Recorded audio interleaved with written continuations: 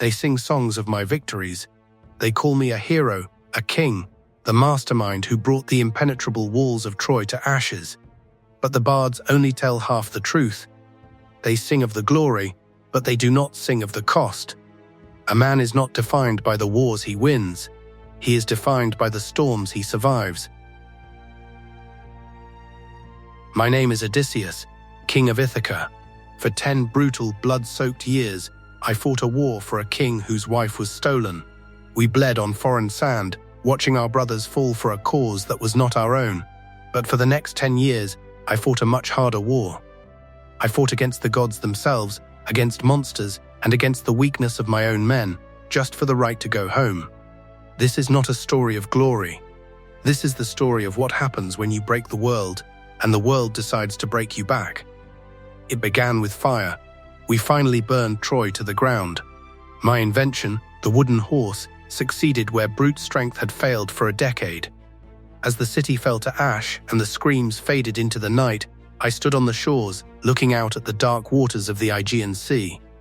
In that moment of absolute triumph, the deadliest poison known to man entered my veins. The poison of pride. I looked up at the sky and shouted that I did not need the gods. That I, a mortal man, had conquered the greatest, most impenetrable city on earth using only my own mind. I was a fool. Pride is the anchor that drowns the greatest of ships. Poseidon, the god of the sea, heard my arrogance. He looked down upon my 12 ships setting sail for Ithaca, and the ocean did not welcome us. It rose against us in sudden, violent fury. The sky turned black as pitch. The winds tore our sails to shreds and snapped our masts like twigs. Poseidon made a decree that would haunt me for a decade. I would never reach the shores of my home until I learned that a man without humility is a man without a future.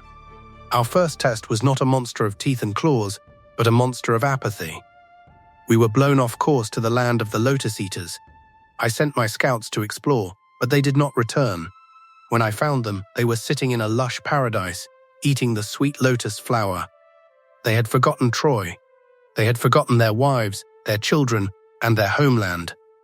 The flower took away their pain, but it also took away their purpose. They begged me to stay, to eat, to forget the heavy burden of being a man. But peace without purpose is just a slow death. A man who forgets his destination is already a ghost. I dragged them back to the ships kicking and screaming, tying them to the rowing benches. You cannot let the comfort of the present destroy the promise of your future. We sailed on, deeper into the unknown edges of the world. Desperate for provisions, we landed on an island and walked into a massive cavern. It was filled with giant wheels of cheese and pens of sheep. We thought it was a blessing, a gift from the gods to starving sailors. But the owner of this cave was no man. It was Polyphemus, a cyclops, a towering, grotesque beast with a single eye, who returned to his cave and sealed the entrance with a boulder so massive, no human army could ever move it. He didn't speak to us.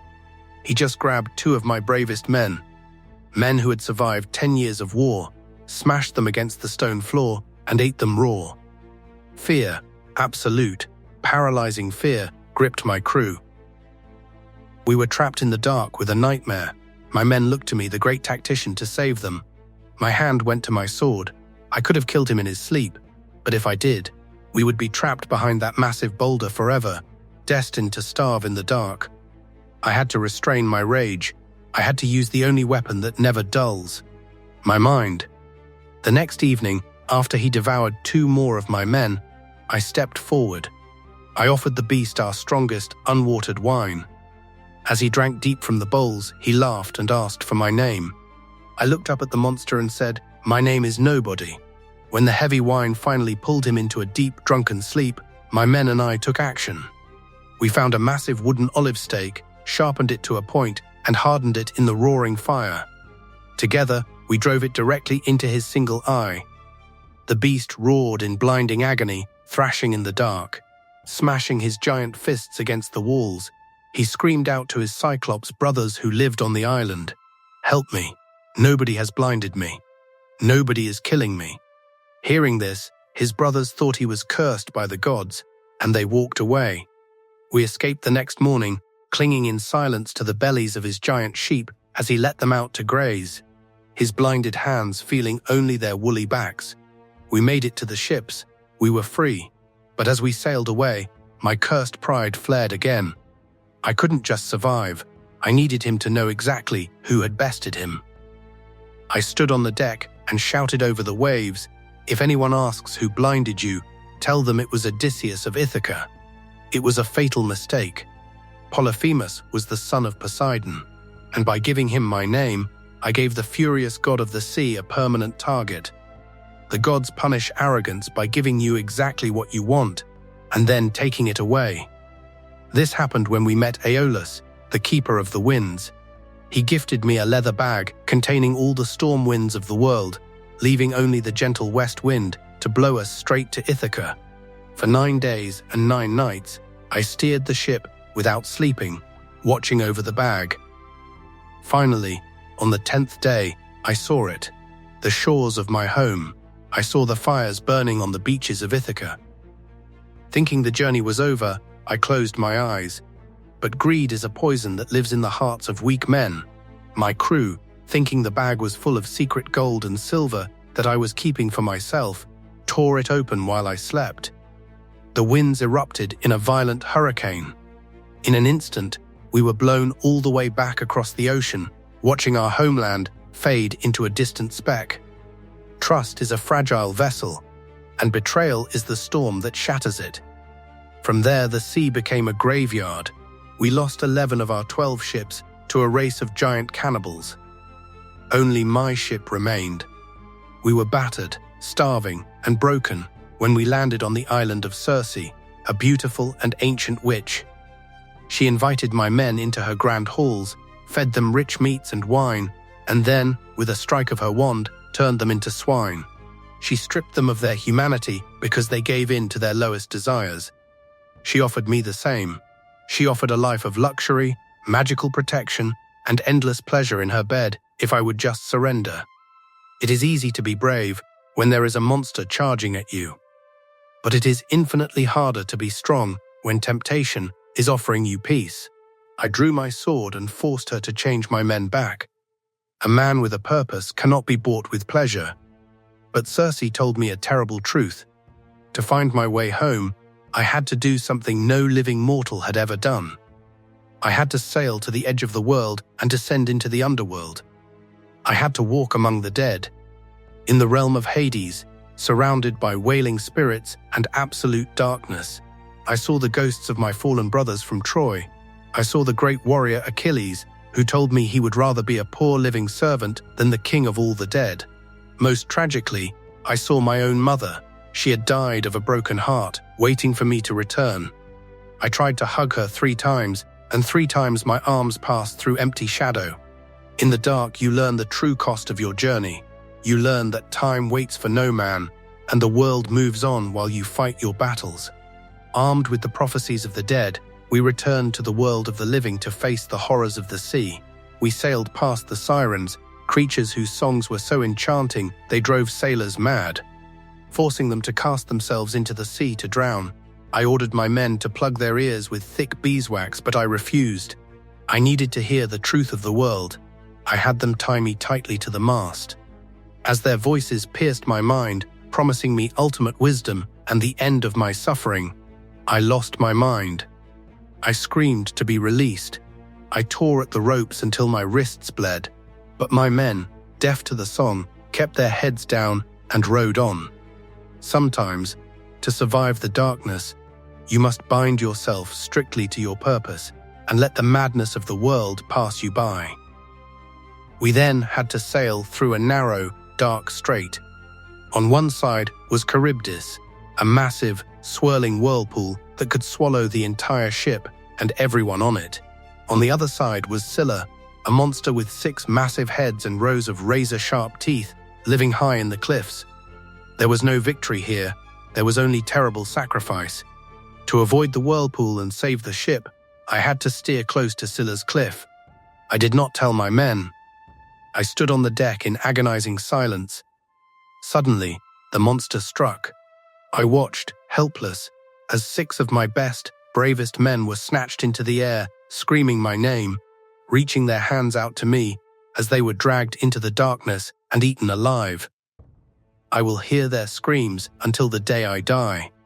But leadership is not always about saving everyone. Sometimes, leadership is making the impossible, heartbreaking choice and bearing the guilt for the rest of your life so that the mission survives. The final blow came on the island of the sun god. Starving and desperate, my men disobeyed my strictest orders and slaughtered the sacred cattle of the god while I slept. The punishment was absolute. Zeus struck our ship with a blinding thunderbolt. The ship splintered into 1,000 pieces. Every single man of my crew, men I had fought beside for 20 years, drowned in the boiling waves. I was completely alone.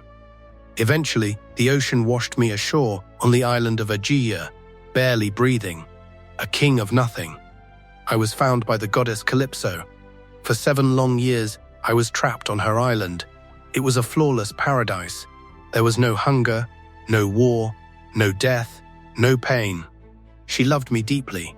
She offered me the one thing every king, every warrior, every man secretly craves: immortality. She looked at my scarred, aging face and said, "Stay with me, Odysseus. Never age. Never die. Forget Ithaca. Forget the pain of the mortal world." And yet, for 7 years, I sat alone on the rocky beaches of paradise, looking out at the endless salt water, and I wept. Why? Because a paradise without a purpose is just a beautiful, golden prison. What good is eternal life if you are not living for the people you love? What good is a heartbeat if your heart is thousands of miles away? I chose the pain of mortality over the numbness of paradise. When the gods finally took pity on me and ordered her to let me go, I built a wooden raft with my own blistered hands. I sailed into the wrath of the sea one last time. I was beaten, starved, drowned, and finally, miraculously, washed up on the rocky shores of my homeland, 20 years after I had left it. Ithaca, I fell to the sand and kissed the dirt. But my trials were not over. I had survived the monsters of the sea, only to find monsters in my own home. Over 100 arrogant, violent suitors had invaded my palace. They were eating my livestock, disrespecting my son Telemachus, and demanding that my loyal wife, Penelope, abandon my memory and choose one of them to marry. They thought Odysseus was dead and forgotten. They thought the throne was empty. The goddess Athena came to me. She warned me that a king who returns in glory will be assassinated in the dark. She disguised me as an old, withered, balding beggar. To reclaim your throne, you must first learn what it means to be nothing. A man who cannot endure humiliation cannot wield true power. I walked into my own grand hall. The men who sat in my chairs, drinking my wine, mocked me. They threw footstools at my back. They laughed at the weak old man in rags. I felt the blistering rage of a warlord boiling in my veins. I could have struck them down right there, but I held it in. I swallowed my pride. Patience is the ultimate weapon of the dangerous man. You do not strike when you are angry. You strike when you are ready. Penelope, exhausted and trying to stall them one last time, brought out my old hunting bow. A bow made of dark, unyielding horn. A bow so rigid and massive, only I had ever been able to string it. She declared that whoever could string the bow and shoot an arrow cleanly through the tiny rings of 12 axe heads lined up in a row would become her husband and the new king of Ithaca. One by one, the strongest, most arrogant men in Ithaca stepped up. One by one, they strained, they sweat, their faces turned purple, and they failed. They could not even bend the wood an inch. They were weak men, masquerading as kings. Then, from the dark shadows of the corner of the room, the beggar spoke up. "Let me try." The hall erupted in vicious laughter. The suitors insulted me, threatening to throw me out. But Penelope, showing the grace of a true queen, allowed it. I walked forward. I took the great bow in my scarred hands. I turned it over. The wood remembered me. It felt like an extension of my own arm. Without effort, without a single bead of sweat, in one smooth, fluid motion, I bent the great bow and slipped the string into place. I plucked the string, and it sang perfectly, like the cry of a swallow. The laughter in the hall died instantly. The color drained from the faces of the suitors. A heavy, suffocating silence fell over the room like a burial shroud. I picked up a heavy bronze-tipped arrow. I set it on the string. I pulled it back to my cheek, staring down the long hall. And I fired. The arrow tore through the air and passed perfectly, flawlessly, through all 12 axe heads, embedding itself deep into the thick wooden door at the end of the hall. I stood up. I dropped the ragged cloak to the floor. I stood tall, the muscles of 20 years of war and survival tensing in the firelight. I looked at the pale, terrified faces of the boys who had tried to steal my life. "The games are over," I said. That day, the doors were locked, and the floors of Ithaca ran red. I fought alongside my son. We spared no one. We cleansed my home of the parasites who thought they could take what a man had bled for. I took back my wife. I took back my son. I took back my kingdom. Life will break you. It is the only guarantee of this world. It will send storms you did not ask for. It will strip you of your youth, your friends, and your comfort. But they cannot take your mind, and they cannot take your iron will to keep moving forward. You will face monsters that want to consume you. You will face temptations that disguise themselves as peace and comfort. You will be betrayed, you will be brought to your knees, and you will be forced to rebuild yourself from the absolute ruins of who you used to be. But remember this: the strength of a man is not measured by how cleverly he avoids the storm. It is measured by who he becomes when the storm is finally over. Endure, keep rowing through the dark, keep your mind sharp, and never, ever forget your way home.